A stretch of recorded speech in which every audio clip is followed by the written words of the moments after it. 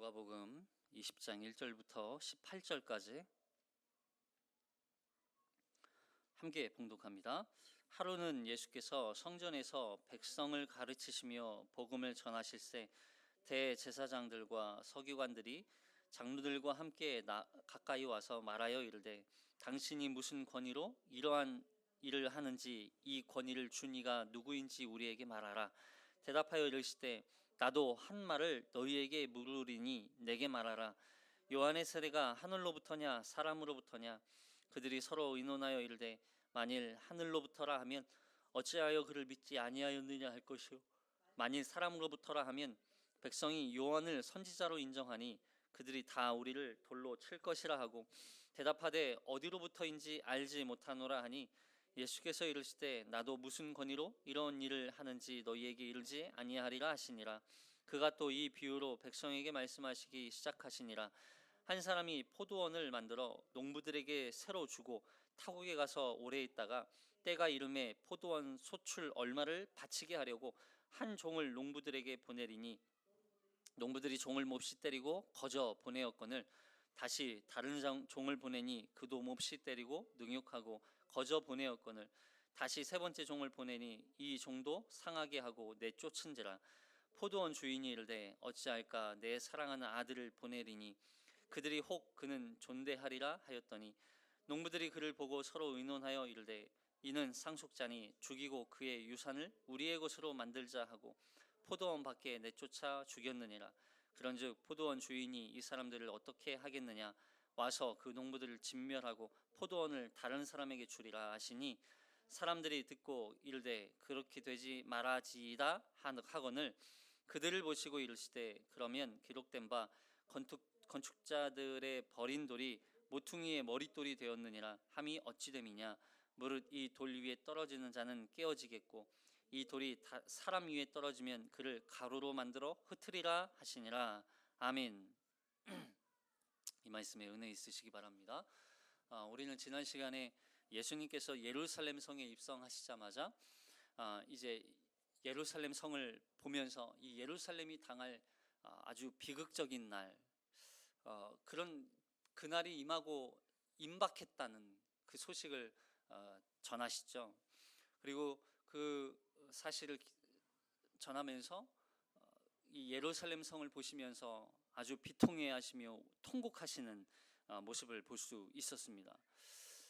그러나 여전히 그럼에도 불구하고 그것을 깨닫지 못하고 참된 평화를 주시기 위해 이 땅에 오신 메시아이신 그 예수를 거절한 이 예루살렘은 상징적이었죠. 예루살렘에 살고 있는 이 예수님을 거부하고 거절한 사람들을 통칭해서 하시는 말씀이죠. 그리고 이 예루살렘이 AD 68년에서 70년에 있었던 이 유대 전쟁을 통하여서 어떻게 멸망할 것인지를 설명을 하셨어요. 그런데 그럴 때마다 오히려 더 격렬하게 예수님을 거절하고 거부했던 세력들이 있어요. 오늘도 등장하는 이 세력들이죠. 이제 예수님께서 특별히 이 예수님의 사역 가운데 계속 하나님 나라의 복음 그리고 하나님 나라와 복음을 선포하셨던 이 복음 사역을 이 예루살렘에 들어가서도 계속해서 백성들을 가르치시는 모습을 볼 수 있습니다. 이 하나님 나라에 대해서 가르치시고 또 복음을 전하시고 그리고 그 말씀을 듣던 많은 백성들이 예수님의 가르침을 듣고 예수님을 따르는 무리들이 되게 되죠. 그런데 그 모습을 지켜보던 또 다른 세력들이 있었어요. 바로 오늘 말씀 1절에 등장한 무리들입니다. 자, 1절 먼저 살펴보겠습니다. 1절부터 2절까지 시작. 하루는 예수께서 성전에서 백성을 가르치시며 복음을 전하실새 대제사장들과 서기관들이 장로들과 함께 가까이 와서 말하여 이르되 당신이 무슨 권위로 이런 일을 하는지 이 권위를 준 이가 누구인지 우리에게 말하라. 여기 주목해서 봐야 할 인물들이 등장합니다. 대제사장들 그리고 서기관들, 장로들. 당시 종교 지도자들은 두 부류로 대체로 두 부류로 나눠졌다고 그랬죠. 민중들 사이로 들어가서 민중들 안에서, 그래서 회당에서 주로 활동하면서 민중들에게 이 율법을 가르쳤던 바리새인들이 있었고, 그리고 바리새파 사람들이에요. 그리고 예루살렘 성을 중심으로 해서 민중들, 예루살렘 안에 들어온 이 민중들을 중심으로 예루살렘 성 안에서 활동했던 당시 지도자들인 사두개파 사람들이 있었어요. 바리새파 사람들과 사두개파 사람들이 이 거의 대부분 이 예수님을 향하여서 거의 거절을 하죠. 근데 오늘 등장하는 사람들은 대체로 사두개파 사람들을 말하는 겁니다. 대제사장들, 서기관들, 장로들. 이 당시에는 사두개파 사람들에서부터 대제사장이 나왔기 때문에 참, 근데 당시 모든 권위는 바로 이 사두개파 사람들이 가지고 있었던 것 같아요. 이 예루살렘 성에서의 안에서의 어떤 권위는. 근데 원래는 모든 권위, 권한, 권리, 모든 권위는 다 어디로부터 받아야 돼요? 로마로부터 받아야 돼요. 로마의 속국이기 때문에 로마 황제의 이 권위를 받지 않으면 이 사두개파 사람들도 대제사장이 될 수 없고 어떤 종교 지도자가 될 수도 없고, 또 회당이나 성전이나 또 어떤 어느 곳에서도 쉽게 아무거나 할 수가 없는 거죠. 결국 이 말은 무슨 말이냐면, 대제사장이나 서기관이나 이 장로들의 이 권위를 얻은 게 사실 그들이 어디에 속해 있는지를 보여주는 거예요. 대제사장 하면 로마에 빌붙어서 또 로마의 권위를 받아서 로마로부터 뒤를 봐주고, 그리고 이 사람들을 억압하고 억제해서 그들의 이익을 착취하는 그런 사람들이라고 하는 어떤 인식이 당시에는 있었던 것이죠. 그리고 그 권위를 이제는 악용하고 있는 사람들인 거예요. 대제사장들과 서기관들, 장로들에 의해서 성전에서 장사를 하고 성전에서 말씀을 가르치는 이 권위가 주어졌어요. 결국 성전에서 우리 19장 뒤에서 성전에서 장사하는 사람들을 내쫓으시잖아요, 예수님께서. 그러니까 결국 그 성전에서 장사하는 일조차 누가 지금 관여하고 있었던 거예요? 대제사장들과 서기관과 장로들이, 종교 지도자들이 그 일을 하고 있었던 거예요. 결국 자신들이 어디에 속해 있는지 그들 스스로 그냥 드러내 보여주고 있는 거죠. 여기 대제사장들이라고 되어 있지만 사실은 당시에는 원래는 대제사장은 한 명입니다. 그러니까 여러 명의 대제사장이 있다는 얘기는 그들이 얼마나 타락하고 이걸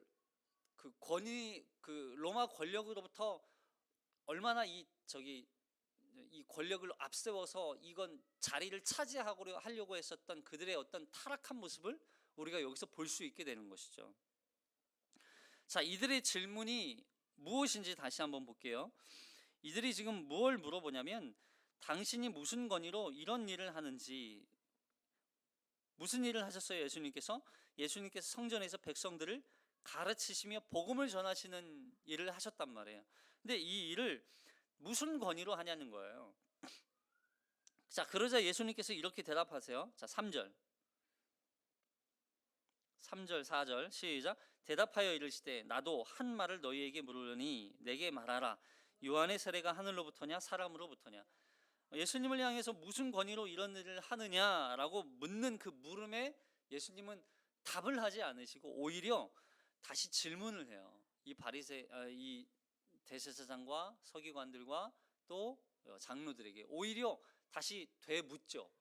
이게 당시 랍비들의 어떤 토론하는 그런 방식이래요. 어떤 질문을 더 어려운 질문을 하느냐, 이게 하나의 지식의 어떤 이 높고 낮음, 이걸 이제 결정했었던 것이죠. 누가 더 고상한지를 나타내는 그런 표현이에요. 질문이에요.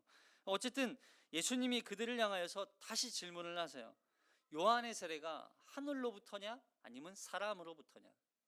이 질문은 굉장히 이 사람들에게 굉장히 난해한 질문입니다.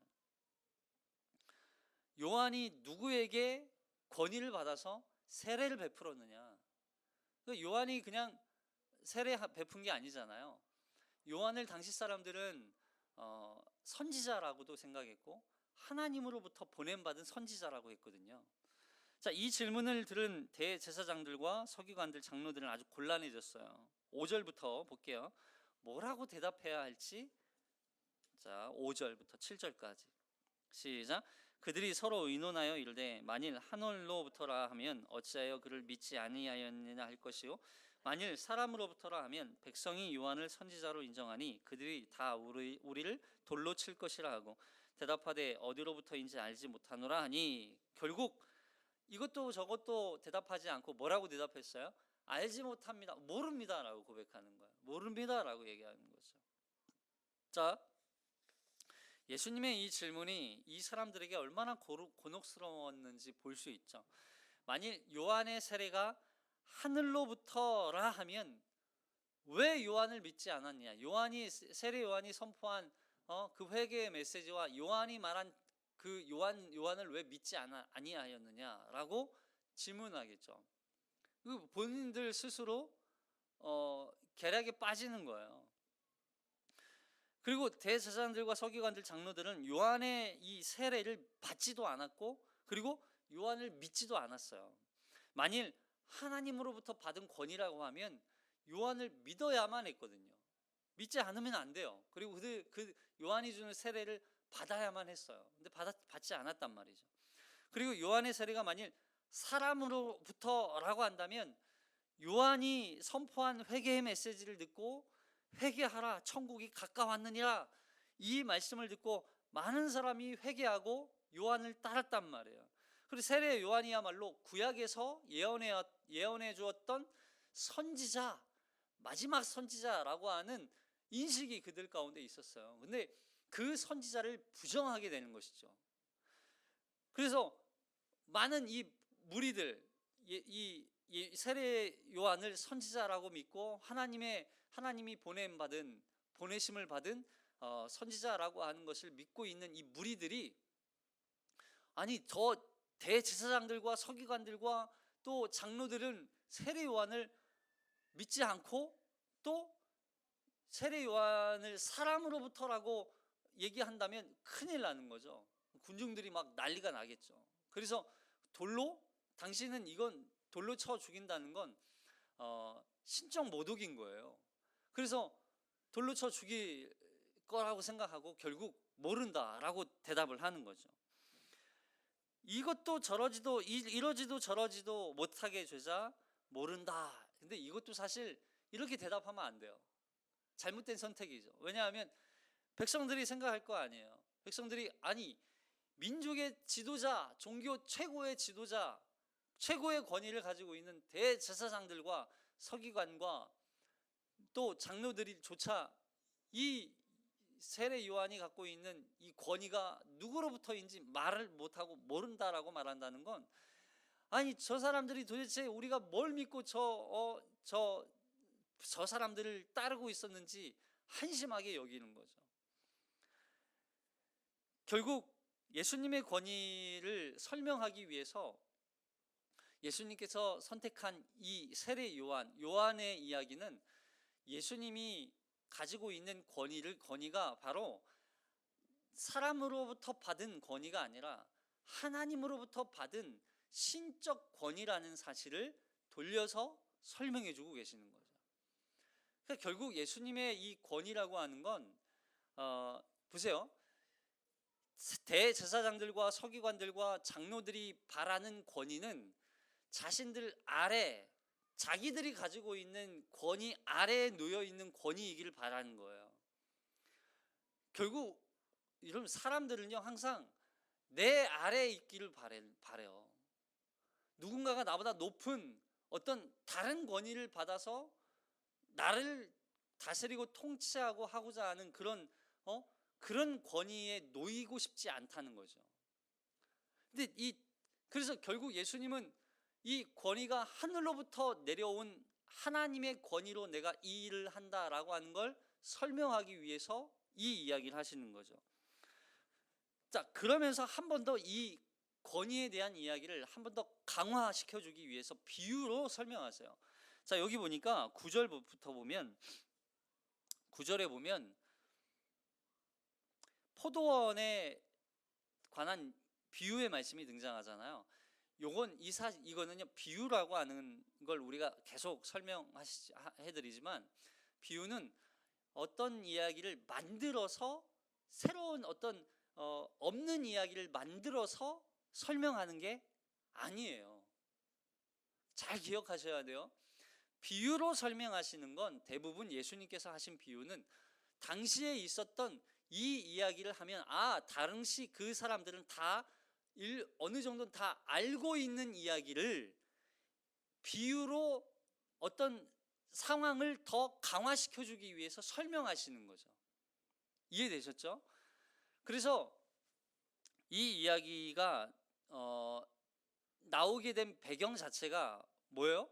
예수님의 권위를 더 강화시켜 주기, 예수님의 권위가 하늘로부터 받은 하나님의 권위로 지금 이 땅에 메시아로 이 땅에 오셔서 인류를 구원하기 위해 이 땅에 오신 참된 구원자라는 것을 하나님으로부터 받아온 신적 권위를 설명하기 위해서, 강화하기 위해서 이 비유를 설명하고 계신 거예요. 자, 9절부터 12절까지 9절부터 12절까지 볼게요. 시작. 그가 또 이 비유로 백성에게 말씀하시기 시작하시니라. 한 사람이 포도원을 만들어 농부들에게 새로 주고 타국에 가서 오래 있다가 때가 이르매 포도원 소출 얼마를 바치게 하려고 한 종을 농부들에게 보내니 농부들이 종을 몹시 때리고 거저 보내었거늘 다시 다른 종을 보내니 그도 몹시 때리고 능욕하고 거저 보내었거늘 다시 세 번째 종을 보내니 이 종도 상하게 하고 내쫓은지라. 보세요. 한 사람이 포도원을 만들었어요. 포도원을 만들었다는 건 굉장히 큰 부자라는 거죠. 포도원을 만들었어요. 그리고 그 포도원을 관리하고 농사를 지을 농부들을 고용을 합니다. 근데 그냥 삭슬 주고 고용을 하는 게 아니라 세를 주는 거예요. 세. 우리 이게 월세로 하는 것처럼 세를 주는 거죠. 그러니까 소출의 수확물의 일부를 주인에게 돌려주고 나머지 수확물은 가지고 본인이 가지고, 그리고 이 대신 이 포도원을 관리하고 열심히 농사를 지어줘야 되는 거예요. 고용된 거죠. 그래서 근데 이제 이 주인이 어떤 사정으로 인하여서 타국에 오래 머물러야 돼요. 여기 오래라고 하는 건 그냥 한두 달 정도가 아니라 몇 년이 되는 거죠. 그래서 오랜 기간 타국에 가 있는 사이에 이제 농사가 어느 정도 지어지고, 그리고 농사에 대한 이제 수확물을 거둬들여야 하는 때가 됐어요.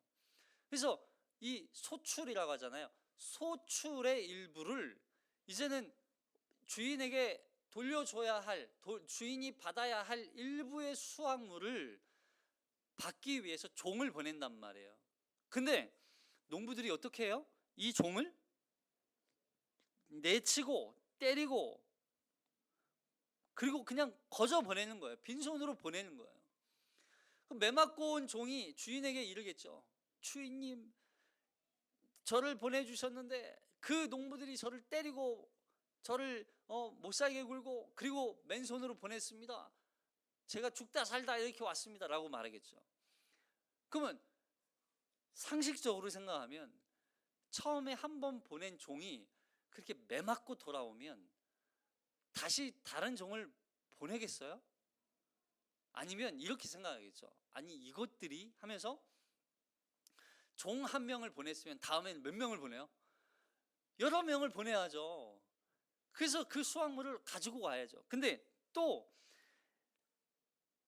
그 수확물을 얻기 위해서 다시 종을 보내요.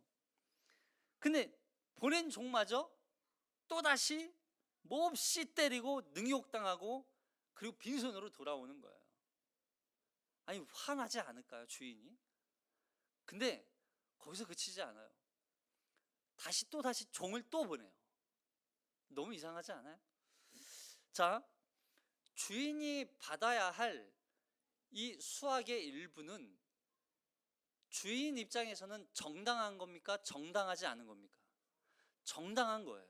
그리고 그 농부들의 입장에서도 주인에게 돌려줘야 할 이 대가는 정당한 거예요.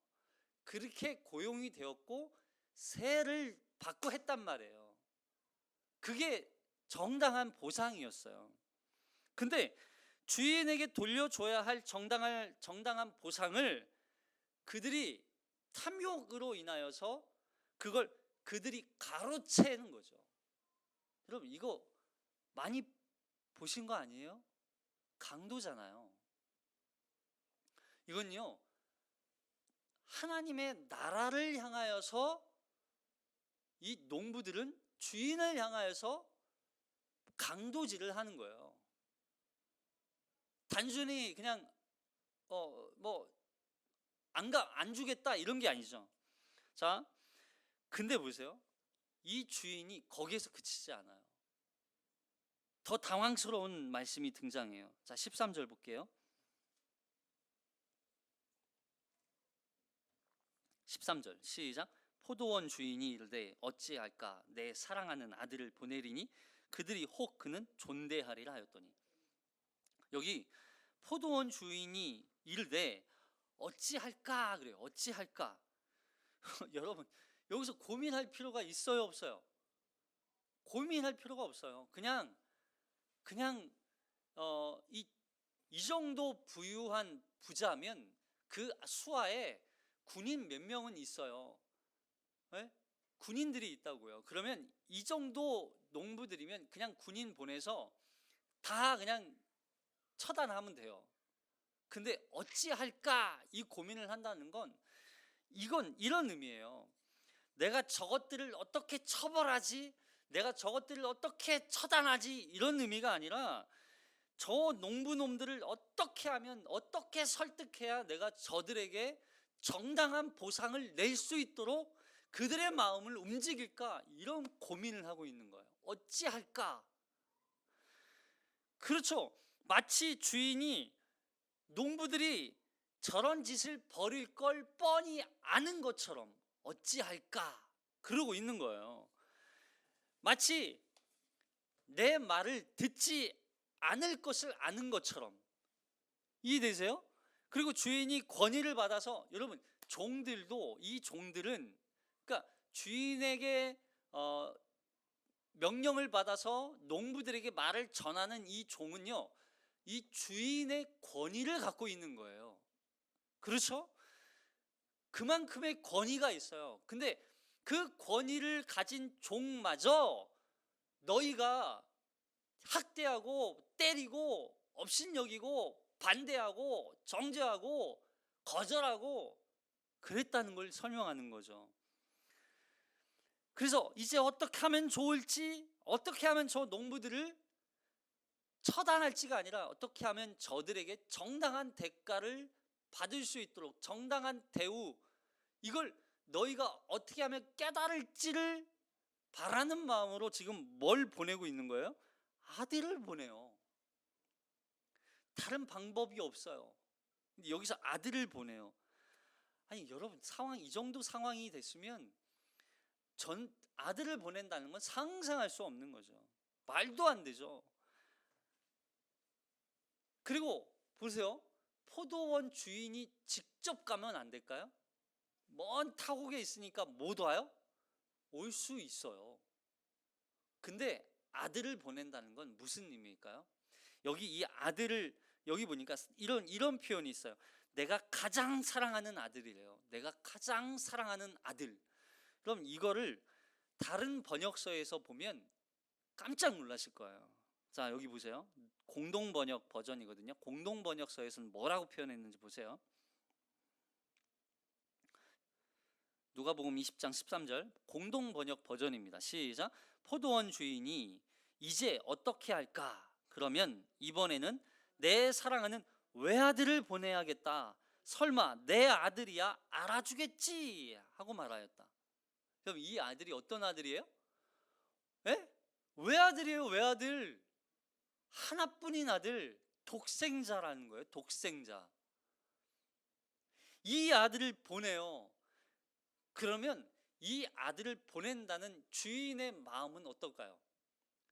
야, 그냥 이 아들, 많은 아들 중에 야, 네가 한번 갔다 와, 이런 게 아니잖아요. 네가 가야 되겠다. 그 말은 네가 가야 내 전부가 너에게 달려 있어, 이런 거죠. 너를 보낸다는 건 나의 전부를 다 거는 거야. 좀 느낌이 오세요?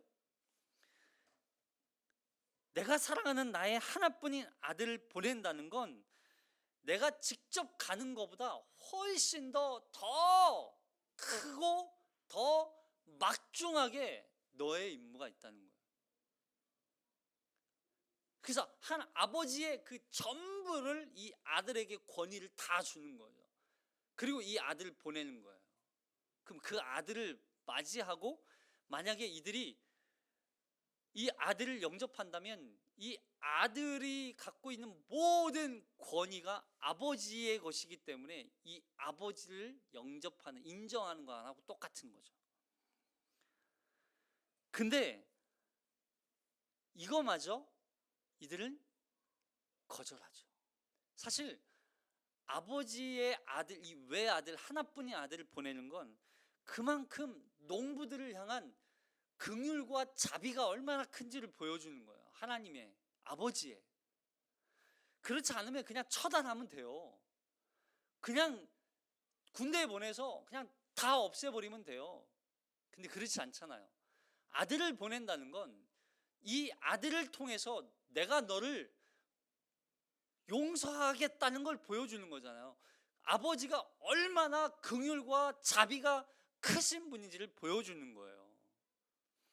그런데 그럼에도 불구하고 이 악한 놈들은 그 아들을 결국 죽이고 유산까지 가로채기로 결심해요. 자, 14절부터 16절까지 시작.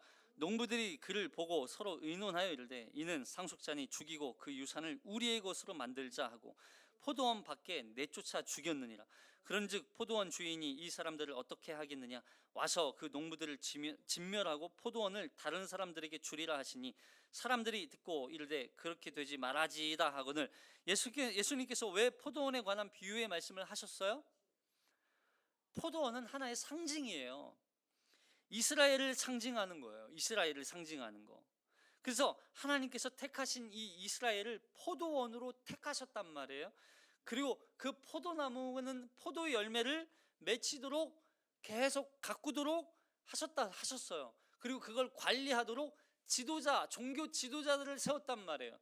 근데 그 종교 지도자들이 마치 자기의 탐욕과 자기의 안위와 만족을 위해서 이 하나님을 악용하고 그 자리 권위를 악용하고 그리고 좋은 포도 열매를 맺도록 일을 해야 할 그들의 직무를 유기하니까 결국 징벌의 대상이 되는 거죠.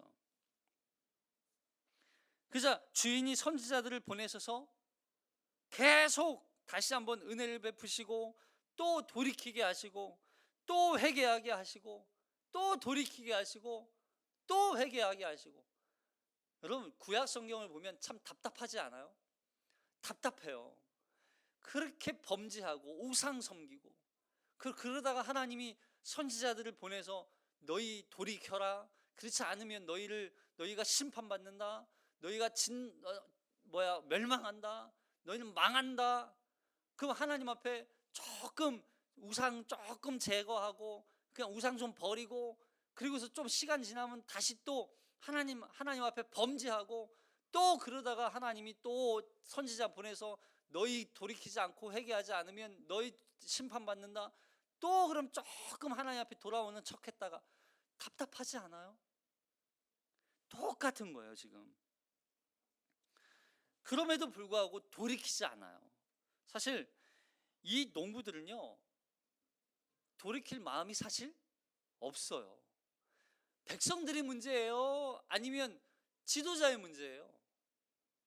둘 다의 문제긴 하지만 사실 여기서는 지도자의 문제를 더 강조하고 있는 거예요. 원래 주인의 것을 마치 자신의 것처럼 자기의 권리라고 주장하는 하나님의 것을 강도질을 하는 사람들, 이게 바로 지도자들이었단 말이에요. 하나님의 통치와 주권을 인정하지 않죠.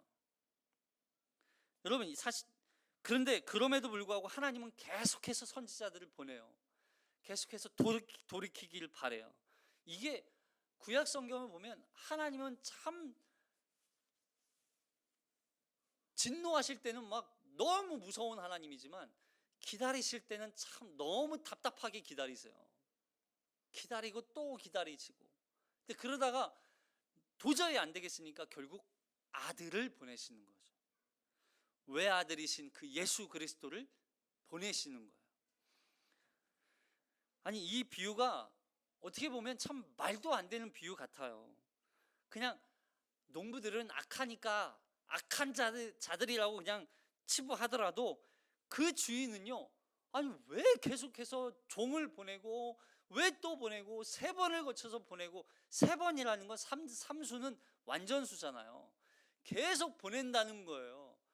그리고 왜 결국에는 아들까지 보내냔 말이에요. 왜?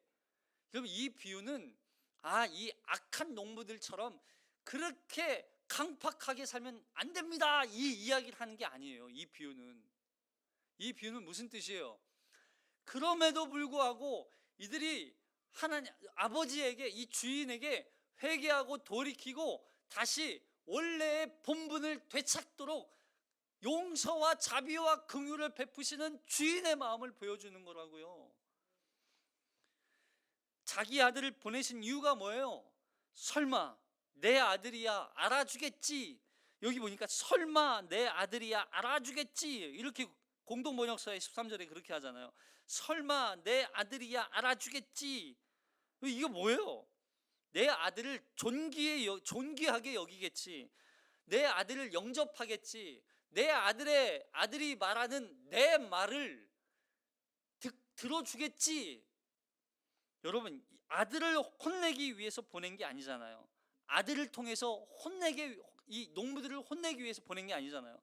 아들을 받아들이고 돌이키면 용서해 주기 위해서 아들을 보낸 거예요. 이해되세요? 아들을 통해서 구원하기 위해서 이 방법을 선택하셨다는 거예요. 사랑하는 아들, 외아들. 이 아들은 아버지의 권위와 그 모든 권력을 다 가지고 있는 아들이에요. 자, 근데 주인의 아들마저 죽인 농부들을 더 이상 그냥 둘 수가 없었어요. 그래서 아주 엄정하게 그리고 공정하게 이들을 재판하죠. 심판하죠. 와서 그 농부들을 진멸하고 포도원을 다른 사람에게 주리라. 그럼 이 이야기를 들은 사람들의 반응이 어떤지 한번 보세요. 16절이거든요. 제가 이 16절도 쉬운 성경 버전으로 한번 올려놨어요. 한번 보세요.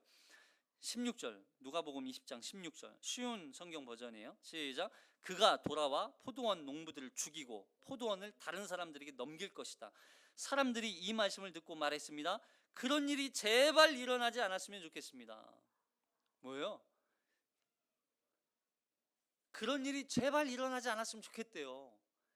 이런 엄중하고 공정한 심판을 들으면서도 이들을 그렇게 되진 않았으면 좋겠어요 라고 말하는 거예요. 그래서 예수님께서 구약에 기록된 말씀으로 이 심판이 얼마나 정당한 심판인지를 설명하세요. 자, 20장 17절 시작. 그들을 보시며 이르실 때 그러면 기록된 바 건축자들이 버린 돌이 모퉁이의 머릿돌이 되었느니라 함이 어찌 됨이냐. 무릇 이 돌 위에 떨어지는 자는 깨어지겠고 이 돌이 사람 위에 떨어지면 그를 가로로 만들어 흩으리라 하시니라. 이 말씀이 시편 말씀을 인용한 거거든요. 자, 시편 118편 22절 시작. 건축자가 버린 돌이 집 모퉁이의 머릿돌이 되었나니. 여러분, 집을 짓다 보면 쓸모없는 돌멩이는 다 내다 버리잖아요. 우리도 지난번에 집 공사할 때 바닥을 다 드러냈는데, 다 드러낼 때 그 바닥에 있는 뭐 시멘트, 돌, 여러분 이거 다 쓸모가 있었어요, 없었어요? 아무것도 쓸모 없었어요. 다 버렸잖아요. 좀 일부 이렇게 바닥을 평평하게 만들기 위해서 쓰여졌던 거 말고는 다 버렸어요. 쓸모없는 건 다 버리는 거예요. 당시 사람들은 집을 짓기 위해서 반드시 먼저 뭘 했냐면 머릿돌부터 놓고 시작했어요. 머릿돌을 놓고 그리고 기초를 다 쌓기 시작하는 거죠. 그리고 그 기초 위에 집을 짓기 했었던 거예요. 머릿돌이라는 말은 집을 짓는 데 가장 중요한 기초가 된다는 말이에요. 근데 여기 돌이라고 하는 단어가 무슨 단어냐면 히브리어예요. 히브리어로 에벤이라고 하는 단어를 써요. 에벤. 많이 들어본 단어 같지 않아요? 에벤에셀이라고 들어봤죠? 에벤에셀. 하나님이 여기까지 인도하셨다라고 하는 뜻으로 이 사무엘이 미스바에다가 세운 기념비잖아요. 기념비. 그 기념비, 돌로 세운 언약 기념비라고 하는 뜻으로 에벤에셀이라고 하는 명칭을 쓴 거예요. 그러니까 이 돌이라고 하는 단어가 에벤이라는 뜻인데 근데 이 에벤의 벤이라고 하는 단어가 아들이라는 의미예요. 아들. 그러니까 이런 거예요. 아들을 통해서 기초, 반석, 돌이 된다는 뜻인 거예요. 아들을 통해서. 앞서서 누구를 보냈다고요? 주인이 아들을 보냈잖아요. 아들을 보냄으로 말미암아 이 아들을 통해서 이 농부들을 용서하고 긍휼과 자비를 베풀어서 용서하고 구원할 기초가 되는 거예요. 이 아들이 반석이 되는 거죠. 돌이 되는 거죠. 여러분 이 말이 베드로전서 2장 6절에 이런 말씀이 있어요. 자, 이 말을 베드로가 적용을 한 거예요. 자, 베드로전서 2장 6절.